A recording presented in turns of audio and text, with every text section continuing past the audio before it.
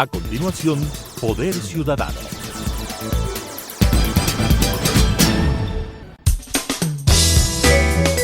Clasificación B, bajo supervisión de un adulto.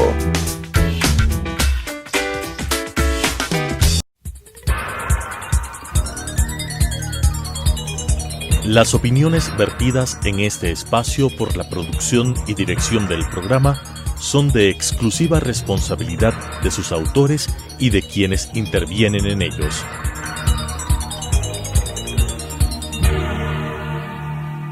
Telesucesos Canal 29 UHF presenta Poder Ciudadano, una ventana construida desde la visión plural ciudadana para la expresión de sus anhelos, demandas y aspiraciones, con la conducción del doctor Patricio Picón.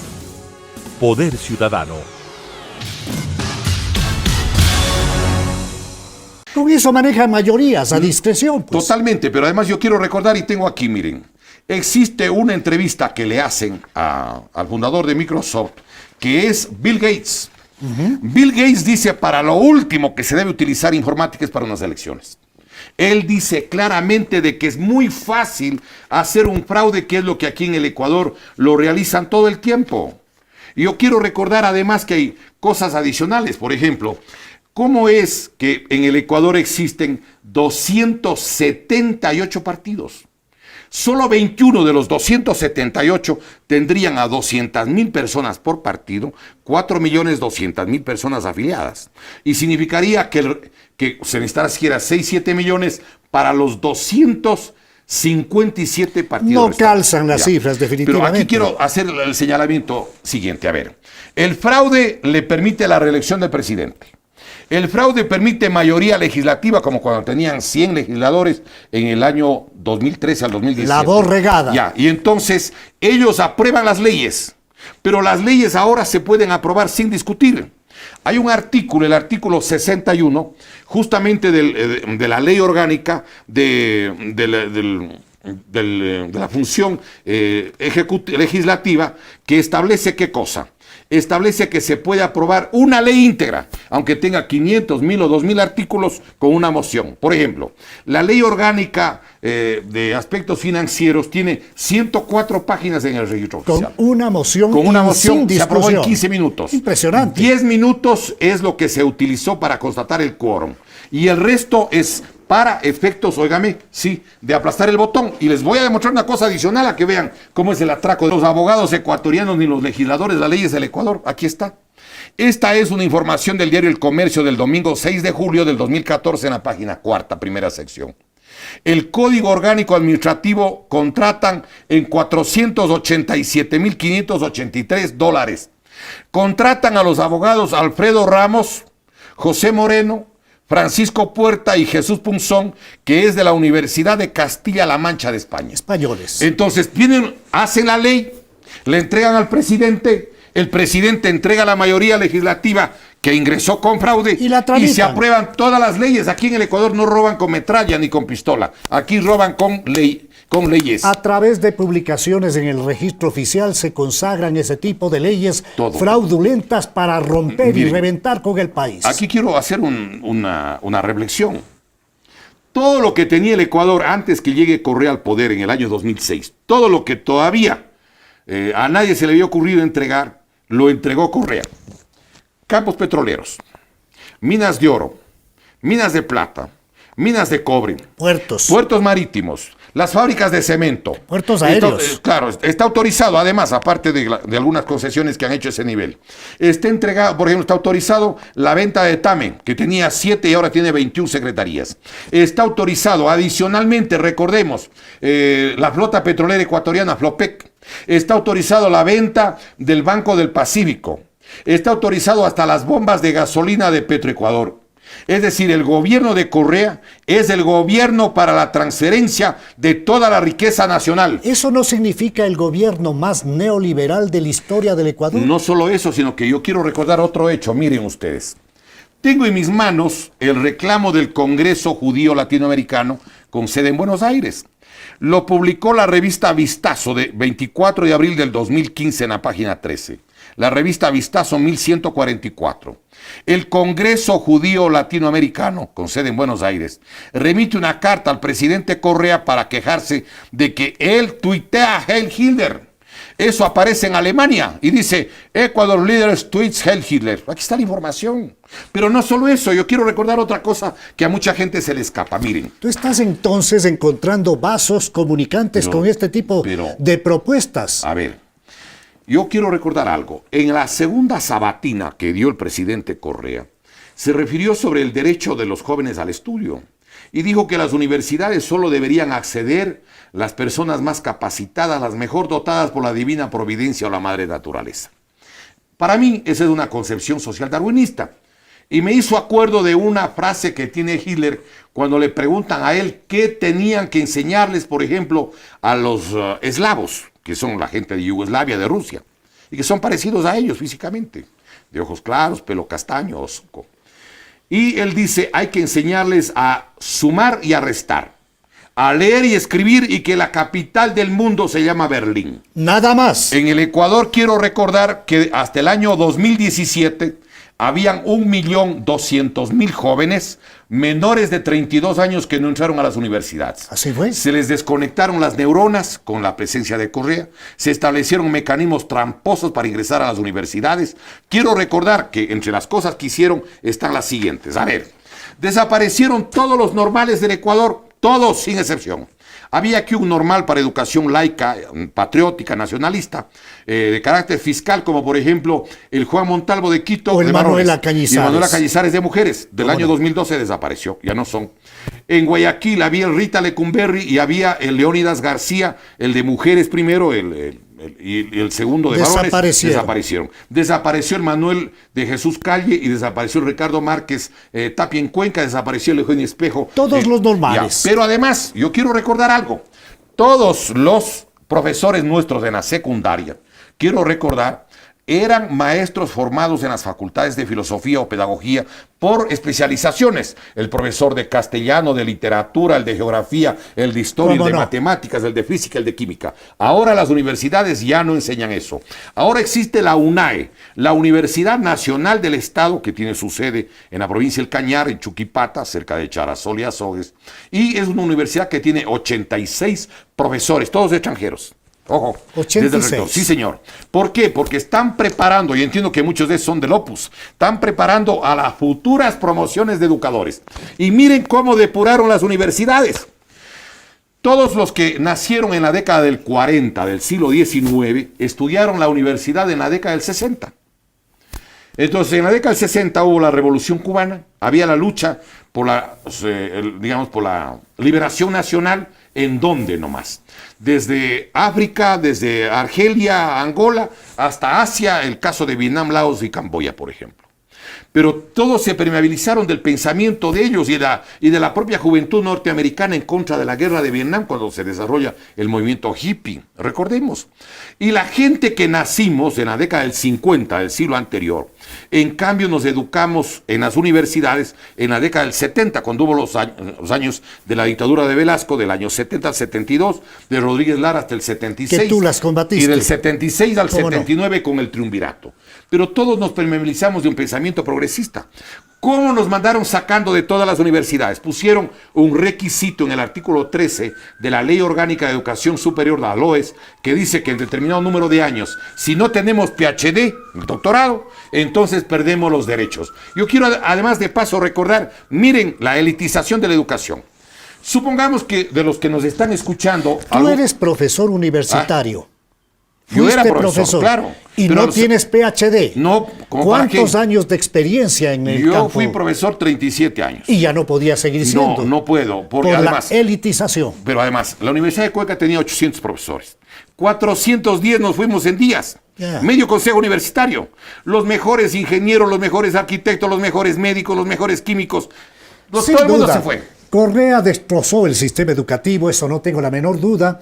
Insisto que conversar con personajes como Diego Delgado Jara se hace muy complejo. El tiempo corre y corre muy rápido. Efectivamente, estamos frente a un gobierno populista, un gobierno fascistoide, a un gobierno que además siempre se apartó de la ética. quiero, Diego, entrar al aspecto referido a la corrupción. Algún momento te escuché en alguna entrevista en una radioemisora local hablar de que también se podría haber constituido un narcogobierno. ¿Esto tiene bases? A ver, yo quiero recordar que el negocio del narcotráfico es el que le da sustento en gran medida a la banca norteamericana. Ese estudio lo dieron dos universidades.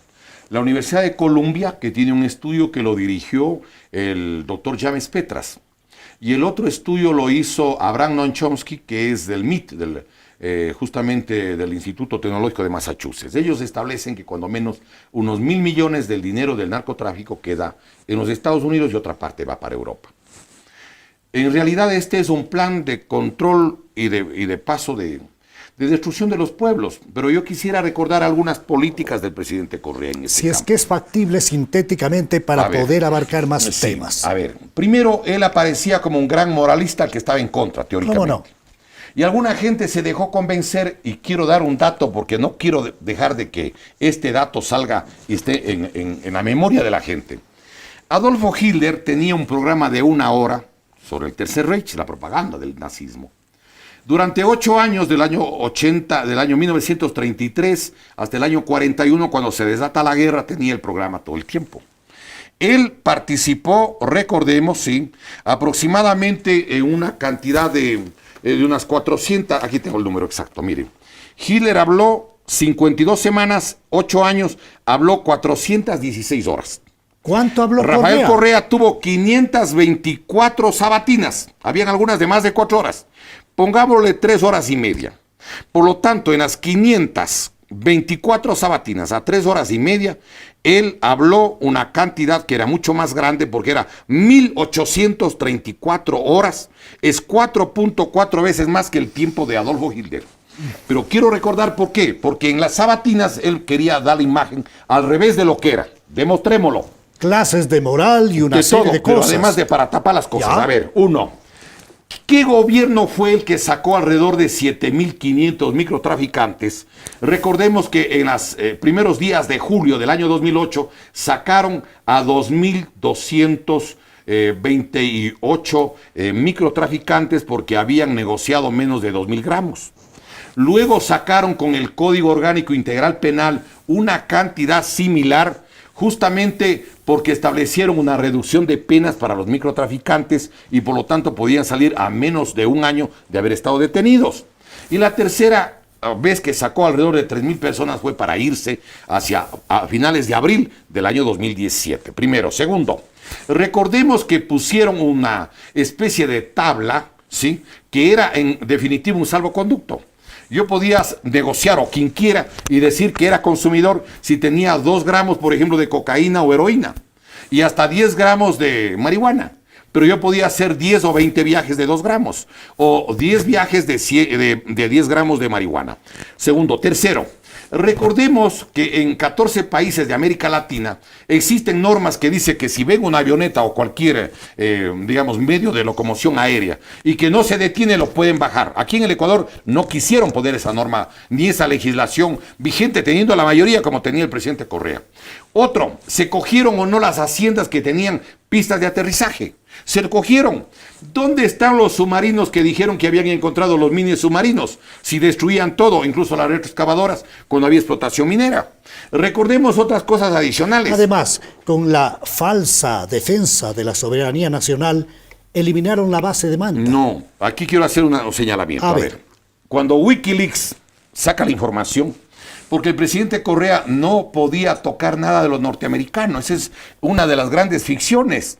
Recordemos... ¿Por qué? A ver, porque él era hombre de los norteamericanos. Pues. ¿Quién era el hombre del Plan Colombia? Pero salió la base de Manta. No, la base de Manta sale, sí. Pero, mire, el que impugnó la presencia de la base de Manta como abogado fui yo en el año 1999. Sí, sin duda. Pero ¿por qué dices tú que Correa no es el que le saca? No, no es. Es que está en los Wikileaks y además porque a mí me consta lo ¿Cómo siguiente. sale la base de Manta? Allá voy. En el mes de mayo del año 2007, en Colombia se firma un convenio entre Álvaro Uribe con el señor John Negroponte, que era el subsecretario del Departamento de Estado de los Estados Unidos para América Latina. y deciden que los aviones AWAC, ¿sí? Que tienen un radio de influencia de de aproximadamente 1000 kilómetros de interferencia electrónica, sí, deben ir a las bases de Aplay y Palanquero para tratar de controlar a Venezuela. Y quiero recordar otro dato. El presidente Correa llegó en el mes de enero del 2007. Todo el 2007 nos sacó. Todo el 2008 nos sacó. Todo el 2009 al final se va a la base de Manta, pero porque eran los 10 años.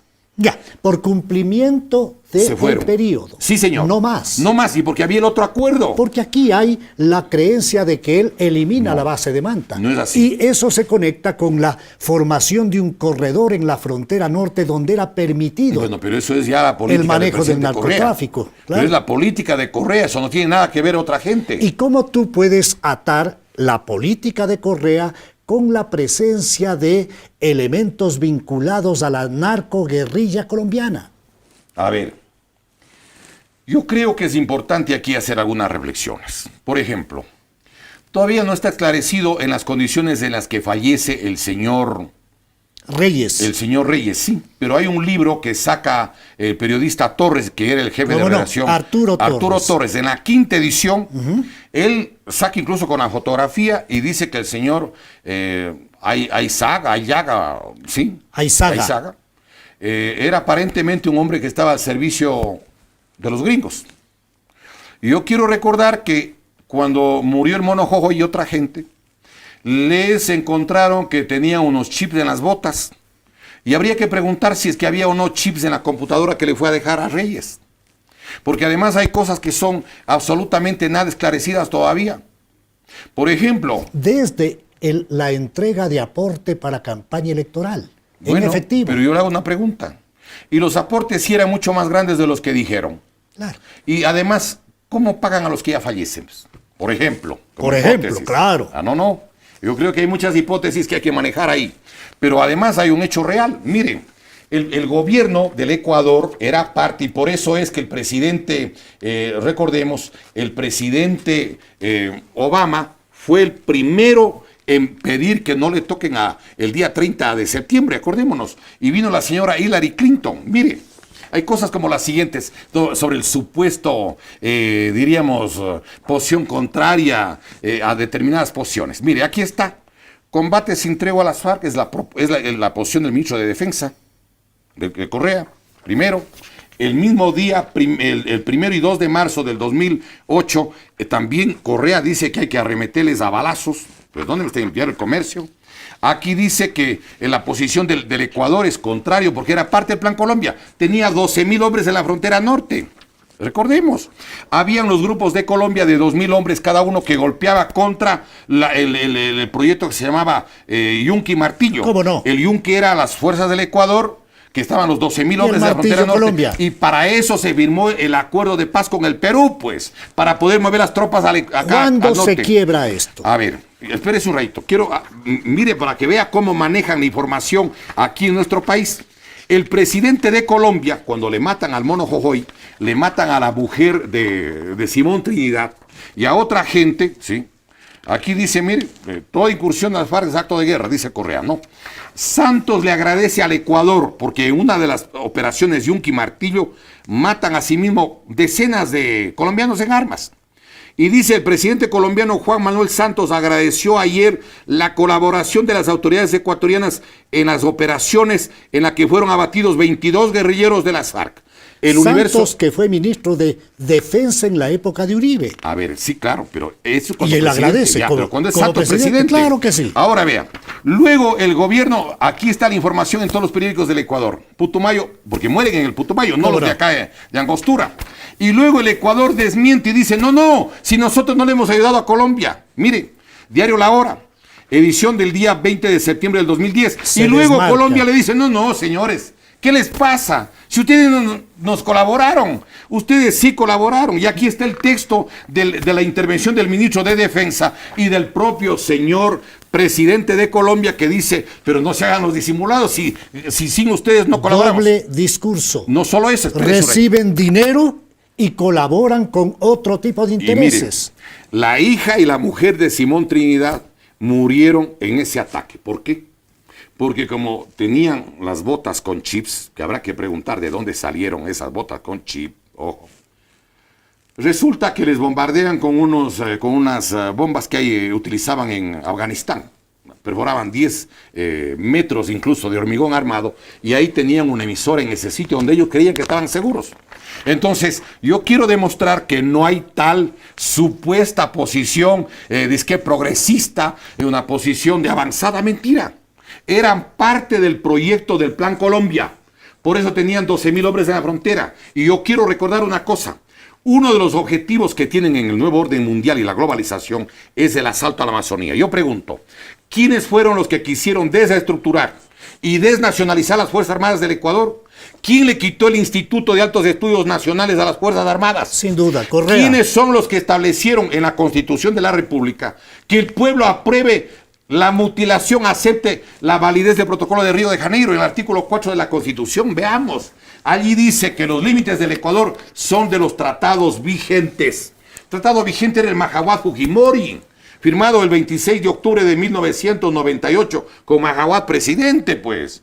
Y entonces el pueblo va y vota por la validez de esa disposición, pero no le dijeron al pueblo que estaba aprobando la mutilación de 180.000 kilómetros cuadrados, que en el Protocolo de Río de Janeiro del 29 de enero de 1942 dice el artículo 2 del Protocolo de Río que las tropas de la República del Perú se retirarán del Ecuador, óigame, luego que el Ecuador ratifique la nueva linderación del artículo 8 del presente instrumento, porque estaban ocupando parte del Oro, parte de Loja, parte de Zamora Chinchipe y parte de Morona, aparte de lo que se llevaron.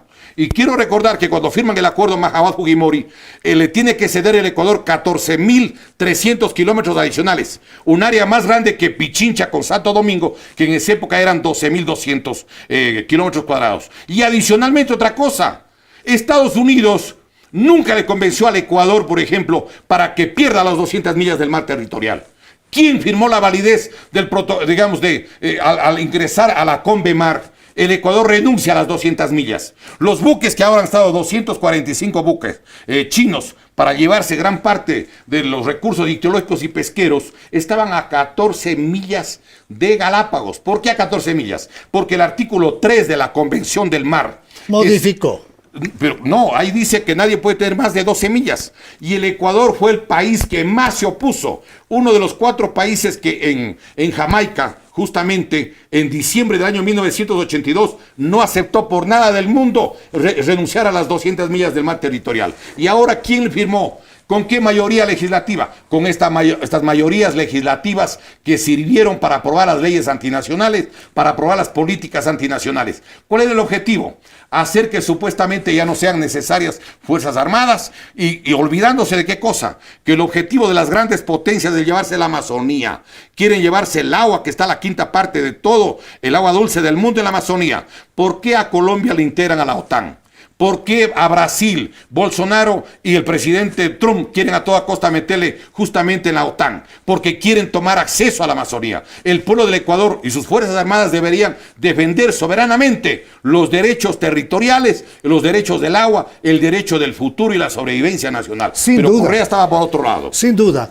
Ha quedado plenamente demostrado que el gobierno de Correa fue un gobierno de características populistas, un gobierno entreguista, un gobierno que en definitiva se apartó de toda norma y principio ético, con gente que está perseguida en este momento por la justicia, algunos en las cárceles, Glass, Mera, Pamela Martínez, Laura Terán, María de los Ángeles Duarte, Fernando Alvarado, Vinicio Alvarado, Ricardo Patiño, Carlos Pareja, Marco Calvopiña, Alex Bravo, Alexei Mosquera, Carolín Chan, Raúl Carrión, Sofía Espín, Ramiro González, Iván Espinel, María Soledad Larrea, Carlos Poli, etcétera, etcétera, etcétera. ¿Cómo se puede hablar de que fue un gobierno honesto?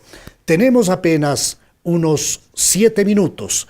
Quiero que Diego Delgado nos haga un resumen de su óptica frente a esta rampante corrupción que vivió nuestro país. Y que sigue viviendo. A ver, hay 2 informes sobre los robos al Ecuador. El uno está publicado en la edición del día jueves 14 del mes de diciembre del año 2017, que es el cálculo que hace la Comisión Nacional Anticorrupción. ¿Cómo no? Y que llega a 35.693 millones de dólares, que es lo que denuncia un informe que presenta en Guayaquil el señor economista Jorge Rodríguez. Pero hay un informe ulterior que está publicado el día jueves 4 del mes de octubre del año 2018 en el diario La Hora, en la primera página de la primera sección y en la primera página de la segunda sección. Allí el cálculo hace el Banco Interamericano de Desarrollo, el BID, y hace también entidades de análisis y de investigación de la Unión Europea. Las dos entidades coinciden, hacen un estimativo que lo que en el Ecuador se perdió de los más de 450 mil millones de dólares que manejaron desde enero del año 2007, se habrían perdido 70 mil millones de dólares. Estamos hablando de un monto que supera 2 años ínteros de todo el presupuesto general del Estado ecuatoriano. Más de 2 años ínteros del presupuesto del Estado. Ahora bien, yo quiero recordar que el gobierno, el uno fue atracador, pero este gobierno es encubridor. Discúlpenme, porque yo aquí quiero hacer señalamientos muy precisos. ¿Cómo así el gobierno que en campaña electoral para ganar votos, a pesar de su enorme debilidad y que creo que no ganaron las elecciones, coincido con el señor Eduardo Mangas, que dice que no ganaron ni la primera ni la segunda vuelta? Entonces yo les hago una pregunta. Ellos ofrecieron el convenio con las Naciones Unidas en condiciones similares a la comisión que funciona en Guatemala. En Guatemala desde hace años existe lo que se llama la Comisión Internacional contra la Impunidad de Guatemala, que por sus siglas son CICIG. La CICIG trabaja sin que le cueste un centavo a Guatemala. Todo paga las Naciones Unidas y la Unión Europea. Segundo, los investigadores que llegan allá, toda la investigación y el producto del análisis y de las pruebas que obtengan, entregan a los jueces de Guatemala. Son investigados y juzgados con las leyes de Guatemala. Hay 2 expresidentes, el doctor Colom, el uno, y el otro es Otto Molina, que le fue a visitar incluso el presidente Correa, allá en la capital de Guatemala. Y recordemos que el actual presidente Jimmy Morales le quiere sacar a la comisión porque descubrieron que ganó con fraude. Claro, cosas parecidas. Ese tipo de comisiones no les conviene, pues, en el Ecuador. No, claro que no les conviene, porque además no es la opinión de los que dicen son los opositores, es las Naciones Unidas, pues. Pero además yo quiero recordar que ese incumplimiento del señor licenciado Lenín Moreno le ha hecho mucho daño a él mismo, porque deja la imagen de que él está chantajeado, que muchas cosas tienen de él y le tienen carpetas listas para darle a la Comisión Internacional. ¿Y tú crees que tenemos un presidente chantajeado? Pero es un presidente que no puede moverse para cumplir lo que ofreció, pues quien promete en deuda se mete. Y él ofreció, y el día 24 de mayo del 2017, cuando dijo que iba a armar la comisión, recordemos cómo se le aflojó el estómago al presidente y se fue a una casa de salud. Entonces tú estás dentro de quienes creen que aquí hay un enorme tongo. Sí, señor. Pareciera que es jefe de campaña. Dígame, ¿cómo es que no han recuperado un solo centavo? Nosotros le podríamos hacer llegar a la gente. Presentamos un proyecto de ley, óigame, que le dimos a varios bloques legislativos, dando el 10% de lo que se recupere para el que denuncia y permite la recuperación. Por ejemplo, ¿por qué no le dan el 10% para cualquier estudio jurídico del mundo que ayude a ubicar, porque algunos de ellos deben haber colocado la plata, por ejemplo, en cualquier paraíso fiscal o en cualquier rincón del mundo? Pueden haber dejado la plata en Qatar, pueden haber dejado en Bielorrusia, en Rusia, en la China, pueden haber dejado en Irán, pueden haber dejado en Singapur, pueden haber dejado en Bélgica, en Holanda, en cualquier parte del mundo. El 10%. Si recuperan 10.000 millones, se quedan con 1.000 y quedamos con 9.000 millones de vuelta. Otra, ¿por qué no le dan el 10% a cualquier funcionario, autoridad, primer ministro, rey, príncipe o cualquier funcionario bancario de cualquier parte del planeta a los que ayuden a ubicar ese dinero? Yo me pregunto, en los 2 años que han pasado del gobierno del señor Lenín Moreno, ¿cuántos documentos habrán desaparecido? ¿Habrán sido retocados? Perdóneme, son 2 años. No han recuperado un solo centavo. Yo quiero expresar mi respeto por los criterios del doctor Diego Delgado Jara. Quisiera que concluyamos esta entrevista, esta conversación, esta exposición de Diego, con un mensaje positivo para la juventud ecuatoriana, un mensaje sintético, porque este país debe tener algún tipo de esperanza No podemos vivir en este tipo de sombras permanentes. Yo quiero escuchar de Diego Delgado Jara un mensaje positivo para la juventud ecuatoriana, diciéndole cómo recuperamos la patria. Bueno, yo pienso que el pueblo ecuatoriano en este momento está enjaulado.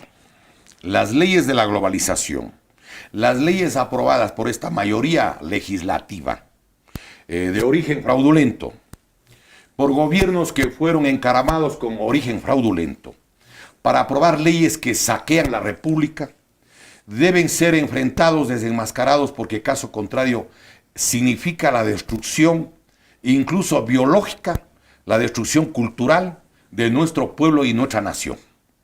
Por lo tanto, yo les pediría que nuestro pueblo, el pueblo ecuatoriano, debería levantar las tesis de la recuperación, de la nacionalización, de todo el patrimonio social y nacional de nuestra patria. Tenemos que reconstituir o reconstruir lo que ya teníamos hace décadas, el derecho de libre ingreso a las universidades, el derecho a la educación en todos los niveles, no solo como dice ahora la Constitución, hasta el tercer nivel, creando el cuarto y quinto, y el padre de familia que no tenga de 8 a 14 mil dólares no tiene maestría, y el que no tiene de 30 mil a 220 mil dólares por cada hijo no tiene PhD, y nunca serán parte de la docencia y peor de las autoridades de las universidades, porque todo está hecho para que las familias ricas se apoderen otra vez de todo el sistema educativo y la cultura del país. Y creo que es imprescindible recordar lo que la historia enseña. Bolívar perdió muchas batallas, por eso estuvo un año escondido en Jamaica, recordemos. Pero luego vencieron y venció Sucre. Y recordemos que las posibilidades de esperanza de la humanidad no pueden desaparecer. El señor Nelson Mandela estuvo 27 años preso y un día salió e intentaron recuperar muchas de las libertades y derechos que habían conculcado y habían segregado a las mayorías nativas de lo que era África. Recordemos lo que decía el propio Mahatma Gandhi. Él decía que la cosa más triste que podría tener un ser humano es ir donde sus hijos y decirles que viven en la tragedia porque no supieron luchar. Pero que les podrían decir a los hijos viéndoles a sus pupilas de que están así porque fueron a pelear y fueron derrotados. Diego Delgado Jara confía en la juventud ecuatoriana. Yo creo que los pueblos no todos los días están opinando, pero todos los días están pensando. El bombardeo ideológico, los métodos de Joseph Goebbels, de la propaganda hitleriana, de que una mentira 100 veces hábilmente repetida se impone como verdad, un día cederá a la luz de la verdad. Es el respetable luchador social Diego Delgado Jara.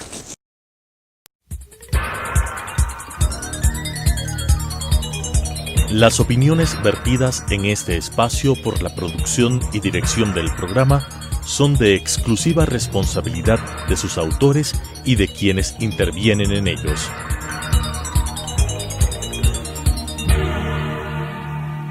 Telesucesos Canal 29 UHF presentó Poder Ciudadano, una ventana construida desde la visión plural ciudadana para la expresión de sus anhelos, demandas y aspiraciones, con la conducción del doctor Patricio Gijón. Poder Ciudadano.